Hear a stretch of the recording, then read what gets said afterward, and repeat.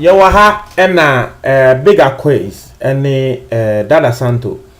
enkofu dodo na esanso a friend wo boy siki and boys eden sem ekoto radio so se omo past omo downfall actor a friend no Bishop Bernard Nyako ne mame epese wo kuno na nse ne beto aso na subscribe na click notification bell so we yan the latest news be about one sa ebeka 2 weeks ago, it was very, very huge in Ghana. I brought you all the updates on that particular story. And when you come, I didn't ask them, Bremo, wo boy siki, because we share asema esi ye na. We share videos I post here on that particular asema esi ya. Me ma woti asese big quiz ababontian bekasa. Bernard Nyako so ababontian bekasa. Woden sema ne ma menso ekan ababetuga. Na akwako ye say. Assembly when you cry yentin ne and I yentin the voice wo boy siki na wono so pa na asem si ye nkrofo din atemie because what tie audio no of asema wo boy siki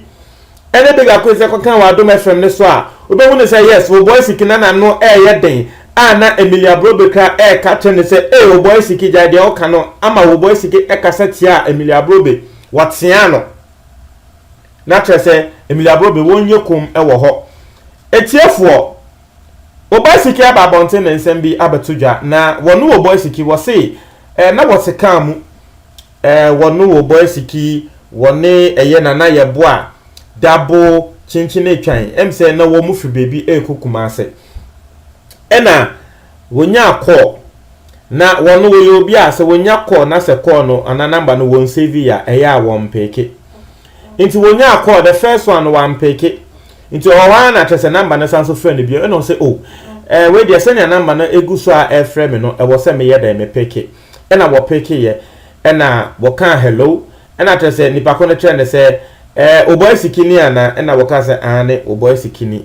ena wo trend say wono no wo ye Bishop Nyako maame na tese Bishop Nyako maame na afre wono oboy sikino inti awa na ono oboy sikini hu say ya asem nti ena Bishop Nyako maame afre no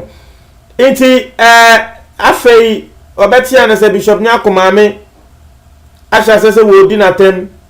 se we jimi fo pa na woni me wan wutumi kwaka wa do FM se me pese mi kume ba ade na so kwa esa woni mo se wo se wo di na temie pa ama wonu wo boy sikini so wutumi hu se yes ye di na tem and obi sa ne se na wo oni me wan no kwaka sa asem ne fa ne ho no ade na kwa esa ena wonu wo boy sikini wonu ka tane se me de me pese me kan na me makwa akoka me nyo obi a me fari obi a ma me no wo nenim so ka tane ma me se so ogina nenim sa atan ne kra na ka obeka tane nye so fari no bebi onu wenyi edui won fari obi a nti wono de waka no ena waye den waka nti wase kan na wotim no behu ne say yes na eye ensem na aye heated ye na wo kasa ma me no so kasa wo kasa nti na ya democratic anim ya dabo hu se dabi senya asem na ekono utumu so boy siki buefu ba na ya dabo enim oni kra wa frɛ wo boy siki no nti ya dabo kra ede na so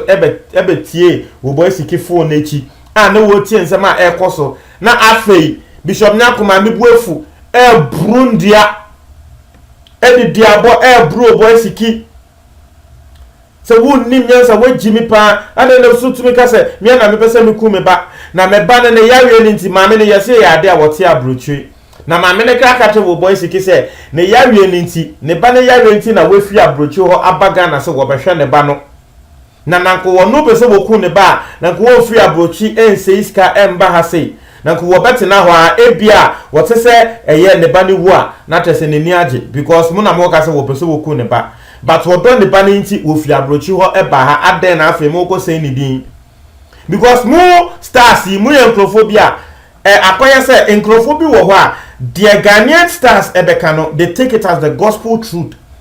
wo bi wo ho wo follow wo boy siki wo boy siki ni bigger quest ascend to the extent say wo boy siki ni bigger quest ka ascend dia ne bako no ebe believe inti maame no enkrofo kan bono se ya tse se wo pese ukumba inti no no so hu ne se e wo se wo ba abonten ebe kasa inti ye se di atamani di abode wo di boy siki na asem ne se after nsem we ni na echi no RTV for ye ni ayenim RTV wo mo nso trending stories esi wo Ghana na wo mo de ababonten abekasa ho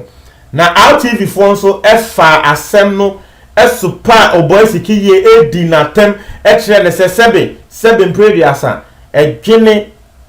grey hair na ka Ghana de hu ne se grey hair wo bitrimu na trese ni ba kono sebe mpredasa wenyi a wo kasa wo dwen ho na so wo boysiki ama ye hu se sa ade no enye ne kre eno ne sama RTV Bishop Lumba wo mo kan na wo boysiki si we twa RTV for to the extent sa Bishop Lumba no wo no wo boysiki ne kra wa boa open Uber industry no no no boysiki aboa open ti asem bi esise a ade na wo se we use platform edidi na tem e na me say nti wo boysiki we jalai wo kwati na radio so ka se wo bi pese wo ku ne ba no wo expect say ni ba ku ne beja na wo bi abeka se tia o se sa asem na okoka ne se be eyenkola asem e na ne krem se eyenkola asem eyenkola adwen wo nim ni pa ko no na wo kwati na radio so se ni ma mi din na wo bi abeka se da bi wo ye panyi se be wan jene e na wo ka sa asem na wo bofu se ni pa ko no wo boysiki wo bofu se ni pa ko no de bia de kan uyo bia o ta follow me channel me come see we asi we mu it is very funny wo bia wo no de bia wo de bibi yo bi no wo no susu say wo no there he is immune or he or she is immune obi wo ha e bia wo no de bia wo di nkrofo atem na so wu nim na wo be di na tem ni kokko apai ade na wo be di matem ade na wo be di matem ebi efia so asnega wo Ghana ha say efia so asnega be so wi di nkrofo ma mi atem asre nkrofo na nsenya wo be ma audio bi a wo sre efia wodo se efia wodo wo nika wuba na so imagine se wo bi na nka efia so asnega no won ko kan ni pakono na ni pakono be ka sa asem ne fe efia so asnega ho a na ka Ghana yaso ndwen se de efia so asnega be so ri video di sa ni pakono na wo fo atem no nkenye easy na so efia wodo wo be bi na wo dwe ne ho efia so asnega tumi ko kan sem fa ne ho efia so asnega tumi ko kan sem fa nkrofo ho edi nkrofo atem na so wu nim na obe ni bia wo nkrofo bi wo riase mu sa wo boysiki wa so ya ko kan sem entro kese a ente se wo de akoto obi ma me so ende wo bi akoka asem afa ho a wo bofu weja se na wo nim ni pa kono den na ye bi se wo boysiki se nti wo boysiki uni maame no wo ni Ghana ha se wo wa abroche ni bananga saba bonte ne saba betu ja se wo no ne banana wo mpese mo beba besra no na aden e na wo koka e wo radio so se maame no wo pese wo ku ne ba o boysiki nko kan se ni enti a se na me pese maame ne ene ne bananga saba bonte ye be kasa na me koka asa asem no se Ghana ye ni ayehu se yes maame na ba bonte ya wo kasa because first no na nsem ne hyehyɛ hɔ a wo mo mpɛsɛ wo mo de be ba abonten nti wo no boysiki no pɛsɛ wo mo de ansem de ba abonten na me sɛ aha wo boysiki aha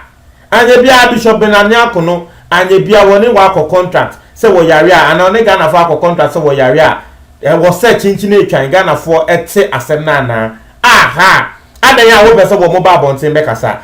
obi na wo de na asem ono no de ne yare wo so wo pɛsɛ obi abete eya by force so one bra montin meka intermediate this particular matter there the meka say ediabo a ebia Bishop Benani akomame ebo wo boysiki no eno na enye but metenase she has every right to because me ena nka meba ena wo yare na sebe mprebiasa wo bia yesu se wo ye pani sebe mprebiasa wangwen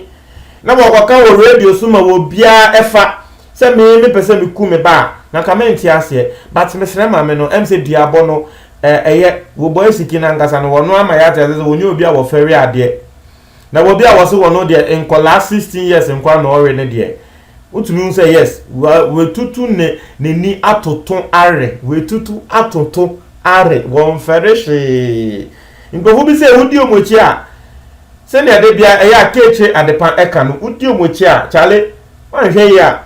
o ma bone enkopem be bia eduru na akoda ne different issue it is a man me wo tie me amesre de abone de mesre o de twaso ne wiase de saa obi wo ho a wo dwen ne ho won pe ne ho asem Bishop Benanya ko beda ne star yi ye ntin ne ma me picture kan ye hu da asem wo isi ye e na to se ne ma me picture e ba abonten inti wo obi a won pe ne ho asem na mo ko fa asem we asem a ente se asem kese bi se mo de abe fore no mo ntra ma dwo comment box me chief for me da say